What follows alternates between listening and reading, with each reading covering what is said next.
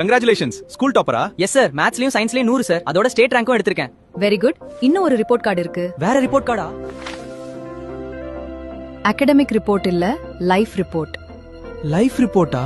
இது எங்க இருந்து வந்துச்சு? ரெஸ்பெக்ட்ல 9, ஹியூமனிட்டில 5.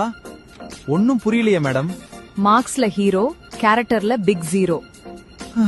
தூய்மை பணியாளருக்கு மரியாதை கொடுக்கல, வயதானவருக்கு உதவி செய்யல, உணவு கொண்டு வந்தவருக்கு நன்றி சொல்லல, சாலையில குப்பை போட்டிருக்க, இதுக்கெல்லாமா மார்க் போடுவாங்க? ஸ்கூல்ல மார்க் எடுக்க அறிவு இருந்தா போதும், ஆனா வாழ்க்கையில பாஸ் பண்றதுக்கு நல்ல குணநலன்கள் வேணும். டிகிரிக்கு வேலை கிடைக்கும், பட் ரெஸ்பெக்ட்டுக்கு தான் மனசுல இடம் கிடைக்கும். Respect score updated. Humanity score updated.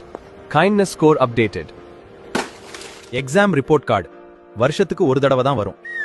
Life report card தினமும் அப்டேட் ஆயிட்டே இருக்கும்.